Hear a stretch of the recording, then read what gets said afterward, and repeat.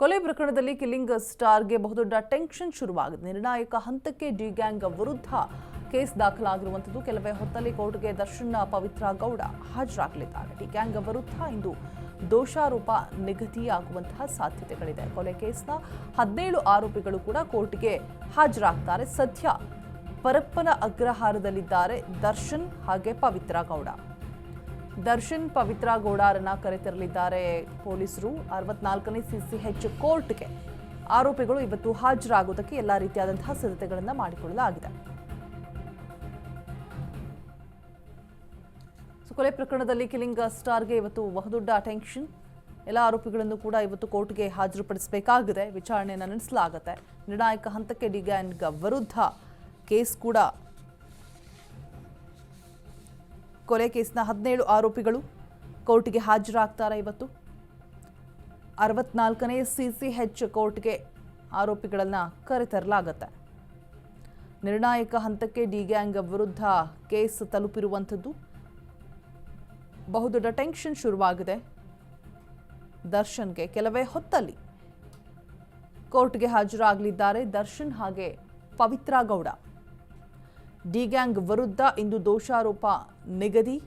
ಕೊಲೆ ಕೇಸ್ನ 17 ಆರೋಪಿಗಳನ್ನು ಕೂಡ ಕೋರ್ಟ್ಗೆ ಕರೆತರಲಾಗುತ್ತೆ. ಸದ್ಯಕ್ಕೆ ಪರಪ್ಪನ ಅಗ್ರಹಾರದಲ್ಲಿದ್ದಾರೆ ದರ್ಶನ್ ಪವಿತ್ರ. ಕೊಲೆ, ಕಿಡ್ನಾಪ್, ಸಾಕ್ಷ್ಯನಾಶ, ಪಿತೂರಿಯ ಆರೋಪಗಳಿರುತ್ತೆ. ಆರೋಪಿಗಳನ್ನ ಓದಿ ತಿಳಿಸಲಿದ್ದಾರೆ ನ್ಯಾಯಾಧೀಶರು. ಅವರು ಮಾಡಿದಂತಹ ಆರೋಪಗಳನ್ನು ಓದ್ಬಿಟ್ಟು ಇನ್ನು ಚಾರ್ಜ್ ಶೀಟ್ನಲ್ಲಿ ಉಲ್ಲೇಖಿಸಿರುವಂತಹ ಸೆಕ್ಷನ್ಗಳ ಬಗ್ಗೆ ಕೂಡ ಮಾಹಿತಿಯನ್ನು ಕೊಡಲಾಗುತ್ತೆ. ಅಂದರೆ ಯಾವೆಲ್ಲ ತಪ್ಪುಗಳಿಗೆ ಯಾವೆಲ್ಲ ಶಿಕ್ಷೆಯನ್ನು ವಿಧಿಸಲಾಗುತ್ತೆ. ಕೊಲೆ, ಕಿಡ್ನಾಪ್, ಸಾಕ್ಷ್ಯನಾಶ, ಪಿತೂರಿಯ ಆರೋಪಗಳಿರುತ್ತೆ. ಆರೋಪಗಳನ್ನು ಓದಿ ತಿಳಿಸಲಿದ್ದಾರೆ. ಜೊತೆಗೆ ಚಾರ್ಜ್ ಶೀಟ್ನಲ್ಲಿ ಉಲ್ಲೇಖಿಸಿರುವಂತಹ ಸೆಕ್ಷನ್ಗಳ ಬಗ್ಗೆ ಕೂಡ ಮಾಹಿತಿ ಕೊಡಲಿದ್ದಾರೆ. 3991 ಪುಟಗಳ 7 ಸಂಪುಟ, 200ಕ್ಕೂ ಹೆಚ್ಚು ವಿಟ್ನೆಸ್ಗಳಿದೆ ಚಾರ್ಜ್ ಶೀಟ್ನಲ್ಲಿ. ಕೊಲೆ ಆರೋಪ ನಿರಾಕರಿಸಿದರೆ ಸಾಕ್ಷ್ಯ ವಿಚಾರಣೆ ಆರಂಭ ಆಗುವಂತಹ ಸಾಧ್ಯತೆಗಳಿದೆ. ಆರೋಪವನ್ನು ಒಪ್ಪಿಕೊಂಡ್ರೆ ಕೋರ್ಟ್ ಶಿಕ್ಷೆ ವಿಧಿಸಬಹುದು. ರೇಣುಕಾಸ್ವಾಮಿ ನಂಬರ್ ಅಡ್ರೆಸ್ ಪಡೆದಿರ್ತಾನೆ ಪವನ್. ಪವಿತ್ರ ಗೌಡಗೆ ಲೊಕೇಶನ್ ಕಳಿಸಿರ್ತಾರೆ ರೇಣುಕಾಸ್ವಾಮಿ. ತಾನೆಲ್ಲಿದ್ದೀನಿ ಅನ್ನುವಂತಹ ಲೊಕೇಶನ್. ಪಟ್ಟಣಗೆರೆ ಶೆಡ್ನಲ್ಲಿ ರೇಣುಕಾಸ್ವಾಮಿ ಮೇಲೆ ಹಲ್ಲೆಯನ್ನು ನಡೆಸಲಾಗುತ್ತೆ. ಚಪ್ಪಲಿಯಿಂದ ರೇಣುಕಾಸ್ವಾಮಿಗೆ ಪವಿತ್ರ ಹೊಡೆದಿರ್ತಾರೆ ಕೂಡ.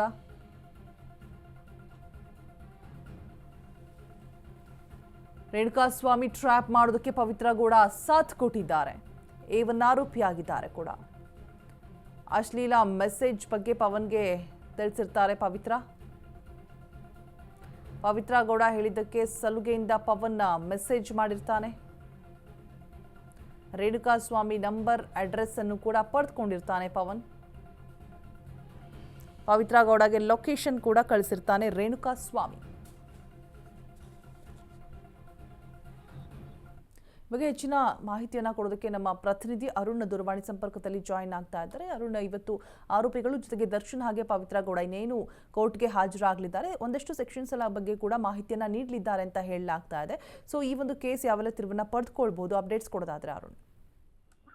ರೋಜಾ, ಏನಂದ್ರೆ ಇವತ್ತು ದರ್ಶನ್ ಅಂದ್ರೆ ರೇಣುಕಾಸ್ವಾಮಿ ಕೊಲೆ ಪ್ರಕರಣದಲ್ಲಿ ಚಾರ್ಜಸ್ ಫ್ರೇಮ್ ಮಾಡಕ್ಕೆ ನಿಗದಿಯನ್ನ ದಿನಾಂಕ ಇವತ್ತು ಮಾಡಿರುವಂತದ್ದು. ಇವತ್ತು ಖುದ್ದು ಎಲ್ಲ ಆರೋಪಿಗಳು ಸಹ ಏನು ನ್ಯಾಯಾಧೀಶರ ಮುಂದೆ ಹಾಜರಾಗ್ತಾರೆ. ಅಂದ್ರೆ ಪ್ರಮುಖವಾಗಿ ಏನಂದ್ರೆ ಜೈಲಲ್ಲಿ ಇರುವಂತಹ 7 ಆರೋಪಿಗಳು ಮತ್ತೆ ಹೊರಗಡೆ ಯಾರ್ಯಾರು ಜಾಮೀನು ಮೇಲೆ ಇದ್ದಾರೆ ಎಲ್ಲರೂ ಸಹ ಇವತ್ತು ಕೋರ್ಟ್ 57ನೇ CCH ಕೋರ್ಟ್ ನ್ಯಾಯಾಧೀಶರ ಮುಂದೆ ಹಾಜರಾಗ್ತಾರೆ. ಈ ಸಂದರ್ಭದಲ್ಲಿ ನ್ಯಾಯಾಧೀಶರು ಸಹ ಆರೋಪಿಗಳನ್ನ ಪ್ರಶ್ನೆ ಮಾಡ್ತಾರೆ. ಏನು ಈ ಒಂದು ಕೇಸ್ಗೆ ಸಂಬಂಧಪಟ್ಟಂತೆ ನಿಮ್ಮ ಮೇಲಿರೋ ಆರೋಪಗಳನ್ನು ನೀವು ಏನಾದ್ರೂ ಒಪ್ಕೊಂತೀರಾ, ಮತ್ತೆ ನಿಮ್ಮ ಮೇಲೆ ಹಾಕಿರೋ ಸೆಕ್ಷನ್ಗಳಲ್ಲಿ ಏನಾದ್ರೂ ನೀವು ಒಪ್ಕೊಂತೀರಾ ಏನು ಅನ್ನೋದ್ರ ಬಗ್ಗೆ ಪ್ರತಿಯೊಬ್ಬರನ್ನು ಸಹ ಕರೆದು ಏನು ನ್ಯಾಯಾಧೀಶರು ಕೇಳ್ತಾರೆ. ಆ ಒಂದು ಸಂದರ್ಭದಲ್ಲಿ ಏನು ನ್ಯಾಯಾಧೀಶರು ಆರೋಪಿಗಳ ಪರ ವಕೀಲರು ಕೊಟ್ಟಂತ ಸೂಚನೆಯನ್ನು ಆರೋಪಿಗಳು ಸಹ ಹೇಳ್ತಾರೆ. ಅಂದ್ರೆ ನಾವು ಕೇಸನ್ನ ಕಂಟೆಸ್ಟ್ ಮಾಡ್ತೀವಿ, ಅಂದ್ರೆ ಕೇಸನ್ನ ನಾವು ನಡೆಸ್ತೀವಿ.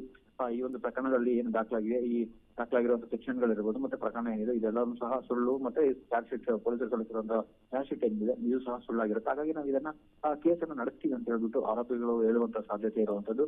ಸೊ ಒಟ್ಟಿನಲ್ಲಿ ಇವತ್ತು ಎಲ್ಲ ಆರೋಪಿಗಳನ್ನು ಸಹ ಏನು ಜಡ್ಜ್ ಅವರು ಮುಂದೆ ಪ್ರೊಡ್ಯೂಸರ್ನ ಮಾಡಬೇಕು, ಜೈಲಾಧಿಕಾರಿಗಳಿರ್ಬೋದು ಮತ್ತೆ ಬೇರೆ ಬೇರೆ ಯಾರು ಜಾಮೀನ್ ಮೇಲಿದ್ದಾರೆ ಎಲ್ಲರನ್ನು ವಿಚಾರಣೆ ಮಾಡ್ತಾರೆ. ಖುದ್ದು ಏನು ತನಿಖಾಧಿಕಾರಿ ಚಂದನ್ ಅವರು ಸಹ ಬಂದು ಇವತ್ತು ಹಾಜರಾಗಬೇಕಾಗುತ್ತೆ. ಯಾಕಂದ್ರೆ ಈ ಪ್ರಕರಣದ ಪ್ರಮುಖ ತನಿಖಾಧಿಕಾರಿಯಾಗಿದ್ದು ಚಂದನ್ ಅವರು ಸಹ ಬಂದು ಇವತ್ತು ಆರೋಪಿಗಳು ಏನು ಕೋರ್ಟ್ ನಲ್ಲಿ ಹೇಳ್ತಾರೆ ಅಂತ ಹೇಳ್ಬಿಟ್ಟು ಅವರು ಸಹ ಬರ್ಬೇಕಾಗುತ್ತೆ. ಮತ್ತೆ ಇವತ್ತು ನಿಗದಿ ಆಗದ ನಂತರ ಅಂದ್ರೆ ಮುಂದಿನ ದಿನಾಂಕ ಏನಿರುತ್ತೆ, ಸೊ ಆ ಒಂದು ಸಂದರ್ಭದಿಂದ ಫಸ್ಟ್ ಡೇಟ್ ಇಂದನೂ ಸಹ ಏನೆಲ್ಲ ಆಯ್ತು ಅನ್ನೋದ್ರ ಬಗ್ಗೆ ಸಹ ಚಾರ್ಜ್ ಶೀಟ್ ಅಲ್ಲಿ ಮತ್ತೆ ಪೊಲೀಸರು ಸಹ ಏನು ಸುಮಾರು 250ಕ್ಕೂ ಹೆಚ್ಚು ಸಾಕ್ಷಿಗಳನ್ನ ಸಹ ಸಂಗ್ರಹ ಮಾಡಿರುವಂತದ್ದು. ಅದರಲ್ಲಿ 4 ಜನ ಪ್ರಮುಖವಾಗಿ ಪ್ರತ್ಯಕ್ಷದರ್ಶಿಗಳು ಸಹ ಹೇಳಿಕೆಯನ್ನ ಕೊಟ್ಟಿರುವಂತದ್ದು. ಆ ಒಂದು ಸಂದರ್ಭದಲ್ಲಿ ಯಾರ್ಯಾರಿಗೆ ಯಾವತ್ತಾದ್ರು ಡೇಟ್ ಅನ್ನ ಕೊಡ್ತಾರೆ ಅದನ್ನ ಸಾಕ್ಷಿಗಳು ಬಂದು ಸಾಕ್ಷಿಯನ್ನ ಹೇಳ್ಬೇಕಾಗುತ್ತೆ. ಮತ್ತೆ ಆರೋಪಿಗಳ ಪರ ಯಾರು ವಕೀಲರು ಇರ್ತಾರೆ, ಸೊ ಅವರು ಕ್ರಾಸ್ ಎಕ್ಸಾಮಿನೇಷನ್ ಅನ್ನ ಮಾಡ್ತಾರೆ. ಅಂದ್ರೆ ಅವತ್ತು ಪ್ರಶ್ನೆಗಳನ್ನ ಕೇಳ್ತಾರೆ. ಆರೋಪಿಗಳ ಪರ ವಕೀಲರು ಯಾರು ಸಾಕ್ಷಿಗಳು ಇರ್ತಾರೆ ಅವ್ರಿಗೆ ಪ್ರಶ್ನೆಗಳನ್ನ ಕೇಳ್ತಾರೆ. ಆ ಒಂದು ಸಂದರ್ಭದಲ್ಲಿ ನೀವು ಆ ಘಟನಾ ಸ್ಥಳದಲ್ಲಿ ಎಲ್ಲಿದ್ರಿ, ಮತ್ತೆ ಯಾಕಿದ್ರಿ, ನಿಮ್ಮ ಕೆಲಸ ಏನ್ ಮಾಡ್ತಾ ಇದ್ರಿ, ಮತ್ತೆ ಪೊಲೀಸರು ಏನೆಲ್ಲ ನಿಮ್ಗೆ ಪ್ರಶ್ನೆಯನ್ನು ಕೇಳಿದ್ರು, ನೀವು ಈ ಒಂದು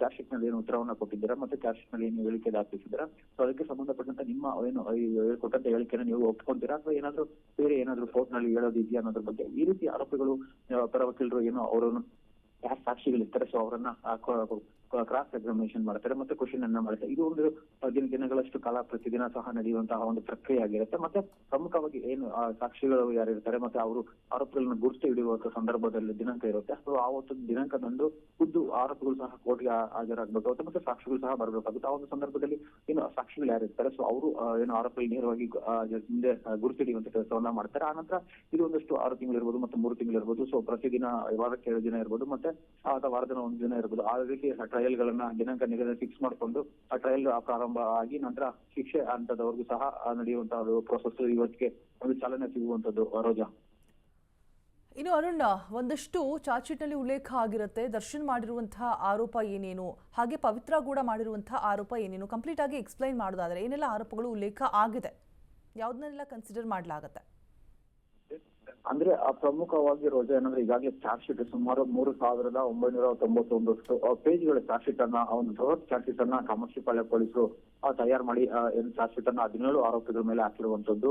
ಪ್ರಮುಖವಾಗಿ ದರ್ಶನ್ ಅವರು ಏನು ಆ ದಿನ ಏನು ಕೊಲೆ ಆದ ಸಂದರ್ಭದಲ್ಲಿ ಅವರು ಒಂದು ಕೊಲೆ ನಡೆದಂತಹ ಘಟನೆ ಸ್ಥಳ ಏನಿದೆ, ಒಂದು ಪಟ್ಟಣಗೆರೆ ಶೆಡ್ ಏನಿದೆ, ಆ ಒಂದು ಶೆಡ್ ನಲ್ಲಿ ಅವರ ಮೊಬೈಲ್ ಲೊಕೇಶನ್ ಇರುವಂತದ್ದು ಪ್ರಮುಖವಾಗಿ ಸಾಕ್ಷಿಯನ್ನ ಮಾಡಿರುವಂತದ್ದು. ಆನಂತರ ಅವರು ಏನು ಈ ದರ್ಶನ್ ಅವರ ಏನು ಅಂದ್ರೆ ಕವಿತಾ ಗೌಡ ಅವರ ಏನು ಸ್ನೇಹಿತೆ ಒಬ್ರು ಯಾರು ಸುಮಂತ ಅಂತ ಏನಿದ್ರು, ಸೊ ಅವರ ಪತಿ ಏನು ವಿಕ್ಟೋರಿಯಾ ಆಸ್ಪತ್ರೆಯಲ್ಲಿ ವೈದ್ಯರಾಗಿದ್ರು. ಸೊ ವಿಕ್ಟೋರಿಯಾ ಆಸ್ಪತ್ರೆ ವೈದ್ಯರಾಗಿದ್ದ ಸಂದರ್ಭದಲ್ಲಿ ಅವರು ವೈದ್ಯರ ಮೇಲೆ ಒಂದು ಪ್ರಭಾವನ ಬೀರುವಂತದ್ದು. ಅಂದ್ರೆ ರೇಣುಕಾಸ್ವಾಮಿ ಕೊಲೆ ಏನಿದೆ ಅದು ಕೊಲೆ ಆಗಿಲ್ಲ, ಅದು ಒಂದು ರೀತಿ ನ್ಯಾಚುರಲ್ ಡೆತ್ ಆಗಿದೆ ಅನ್ನೋ ರೀತಿಯಲ್ಲಿ ನೀವು ರಿಪೋರ್ಟ್ ಅನ್ನ ಕೊಡ್ಬೇಕು ಅಂತ ಹೇಳ್ಬಿಟ್ಟು ಏನು ಅಲ್ಲಿನ ವೈದ್ಯರಿಗೆ ಒಂದು ಪ್ರಭಾವನ ಬೀರಿದ್ದಾರೆ. ಸೊ ಆ ಸಂದರ್ಭದಲ್ಲಿ ವೈದ್ಯರು ಸಹ ಬಂದ್ಬಿಟ್ಟು ಏನು ನ್ಯಾಯಾಲಯಕ್ಕೆ ಬಂದು ಮತ್ತೆ ಪೊಲೀಸರ ತನಿಖೆಯಲ್ಲಿ ಸಹ ಈ ರೀತಿ ನಮ್ಗೆ 25 ಲಕ್ಷ ರೂಪಾಯಿ ಎಷ್ಟು ಕೊಡ್ತೀವಿ, ಹಾಗಾಗಿ ಇದನ್ನ ನ್ಯಾಚುರಲ್ ಡೆತ್ ಮತ್ತೆ ಹೃದಯಘಾತ ಅಂತ ಬಿಂಬಿಸಿ ನೀವು ರಿಪೋರ್ಟ್ ಕೊಡ್ಬೇಕು ಅಂತ ಹೇಳ್ಬಿಟ್ಟು ಒತ್ತಡನ ಹೇಳಿದ್ರು. ಈ ರೀತಿ ಪ್ರಮುಖವಾಗಿ ಸಾಕ್ಷಿಗಳಿರ್ಬೋದು, ಮತ್ತೆ ಇತರ ಆರೋಪಿಗಳ ಜೊತೆ ದರ್ಶನ್ ಮಾತನಾಡಿರುವಂತದ್ದು, ಪವಿತ್ರ ಗೌಡ ಮಾತಾಡಿರುವಂತದ್ದು, ಮತ್ತೆ ಕಿಡ್ನಾಪ್ ಕೇಸ್ ಇರ್ಬೋದು, ಮತ್ತೆ ಸಾಕ್ಷಿ ನಷ್ಟ, ಈ ರೀತಿ ಎಲ್ಲ